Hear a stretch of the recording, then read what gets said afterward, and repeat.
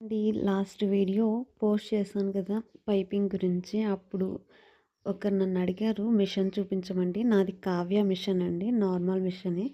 పెద్ద మిషన్ ఏం కాదు. ఇక్కడ వాదం కూడా నేను ఈరోజు కొంచెం క్లారిటీగా చూపిస్తాను చూడండి. ఇది చాలా ఫ్రీగా మూవ్ అవుతుంది చూసారా ఫూట్ అనేది. మీరు క్లియర్‌గా గమనించారంటే లెఫ్ట్, రైట్ జరుపుకోవడానికి ఈజీగా ఉంది. కర్వ్స్ షేప్‌లో వచ్చాయి చూడండి. అటు సైడ్, ఇటు సైడు. ఇంకా మిడిల్‌లో నార్మల్‌గానే ఉంది. వెనక స్క్రూ బాగా చూడండి. వెనక స్క్రూ బాగుంది.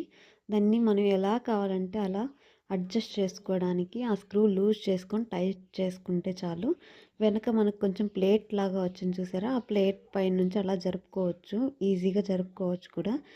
మనం ఈ నీడిల్‌ని ఇలా కిందకి పెట్టేసి మనకి ఎలా కావాలంటే అలా జరుపుకోవచ్చు. ఒకవేళ మనం లెఫ్ట్ నుంచి రైట్‌కి, రైట్ నుంచి లెఫ్ట్‌కి అలా జరుపుకునేటప్పుడు నీడిల్ పైకి పెట్టేసి తర్వాత అడ్జస్ట్ చేసుకోవడానికి అలా జరుపుకున్న తర్వాత నీడిల్ ఇలా కిందకి దించేసి మనం అడ్జస్ట్ చేసుకోవచ్చు. ఈజీగా ఉంటుంది అలా చేస్తే.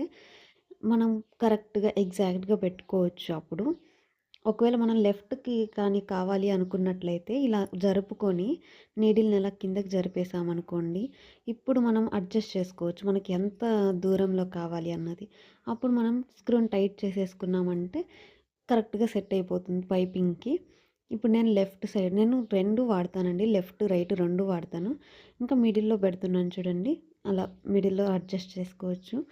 చాలా అంటే చాలా ఈజీ అయిపోయిందండి. నాకిప్పుడు పైపింగ్ వేయాలంటే భయం కూడా లేదు. అడ్జస్ట్ చేసుకోవాలి.